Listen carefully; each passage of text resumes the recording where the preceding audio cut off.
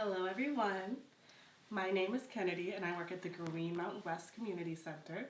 And this is the next installment in our series called Story Read-Aloud Time at the Greenmount West Community Center. So I'm so excited to be reading a couple of books with you today. These are two books that I've never read before. So let's hop right into it. This book is called Cows Cant Fly by David Milgrim. And it was recommended to me by our resident art teacher, our artist in residence, Mr. Chris. So this is Mr. Chris's literacy selection. Let's see how it is. Cows Cant Fly by David Milgrim.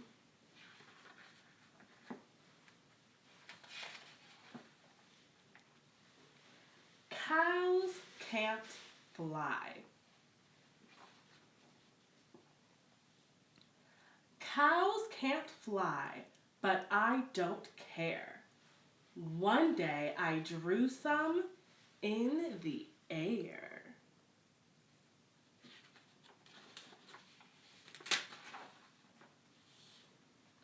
Why, that's absurd, my father said.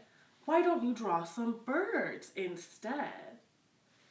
But then, like magic, came a breeze that grabbed my cows and shook the trees. So on this page, you see the dad said, cows can't fly, let's change your drawing. And look what happened on this page. The wind blew his drawing into the sky so that his cows were flying after all. That's pretty cool. And in a breath before my eyes, my flying cows were flying high. My drawing flew off far away, but where it went, I cannot say. And we have this cow in a field with all his cow friends saying, "And what have we here?" when he sees this little picture flying over.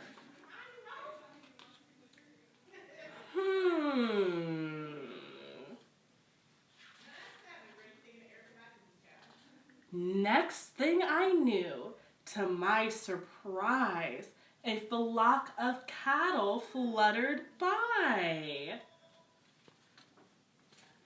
They flapped and flew and filled the sky, quite unaware that cows can't fly. I ran inside and told my dad, but he thought I was raving mad. Cows can't fly.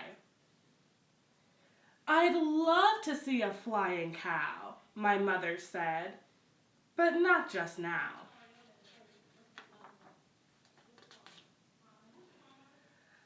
My grandma said, if cows can fly, then why, pray tell, can't you and I? You don't see me flying, do you? Miss Crumb said cows were far too fat, that facts were facts, and that was that.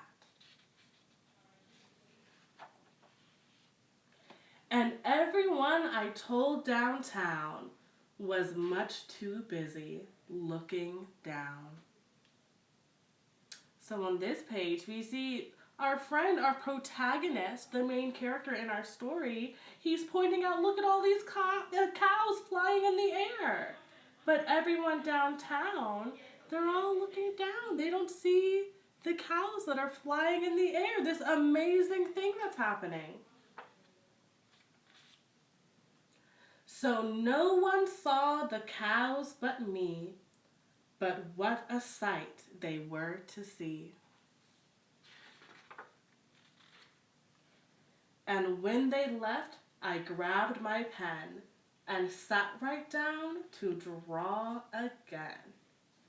Okay, that's perfect. Now hold still.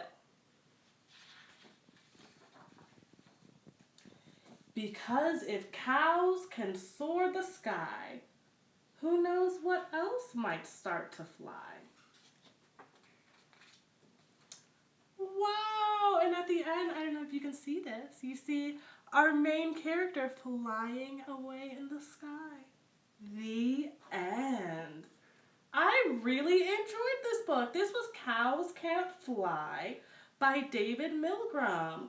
I really love how our main character did not let anyone hold him back, no matter what they said. His father, his mother, his grandmother, the people downtown, even his teacher.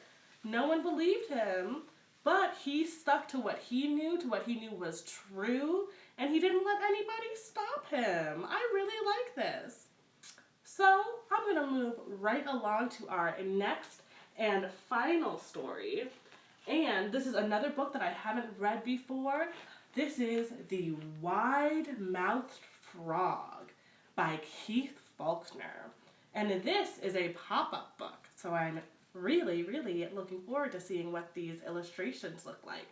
Illustrations by Jonathan Lambert. Let's give the artist some credit as well. The Wide-Mouthed Frog. I'm a wide-mouthed frog and I eat flies, said the wide-mouthed frog, shooting out his long, sticky tongue.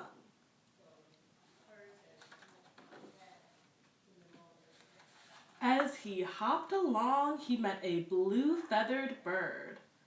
I'm a wide-mouthed frog and I eat flies, said the wide-mouthed frog. What do you eat, bird? I eat wriggly worms and slugs, replied the bird, snapping his pointy beak. Next, the wide-mouthed frog met a furry brown mouse. I'm a wide-mouthed frog and I eat flies, said the wide-mouthed frog. What do you eat, mouse? I eat crunchy seeds and juicy berries, replied the mouse, wriggling her whiskers. The wide-mouthed frog was still catching flies when he saw a big green alligator. I'm a wide-mouthed frog and I eat flies, said the wide-mouthed frog. What do you eat, alligator? I eat delicious wide-mouthed frogs, replied the alligator, showing his sharp white teeth. What do you think will happen next? Do you think this alligator is going to eat our wide-mouthed frog? Let's see. The wide-mouthed frog stopped catching flies and gulped.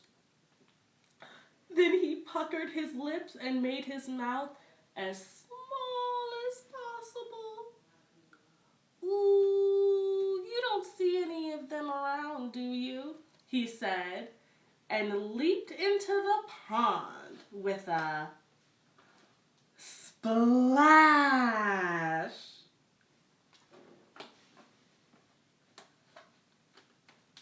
The end. That was the wide-mouthed frog. And what excellent illustrations. I really loved this last page with the big splash. Awesome. Well, I hope you all enjoyed reading these books as much as I did. As many of you know, we are currently closed at the Greenmount West Community Center. Well, our programming is currently closed due to COVID-19. We as a staff and as a team are still working. We actually have our staff outside making some Easter baskets to distribute to our families. We're going to be giving out some coloring pages designed by our artists in residence and by Mr. Andre over at the Greenmount West Power Press. We're going to be giving out those design coloring pages and some crayons as well. So we're really excited to continue finding ways to stay engaged with our youth and families and community, even while we must be physically distancing. So thank you so much for your time. And I can't wait to connect with you again soon. Take care. Be well, everyone.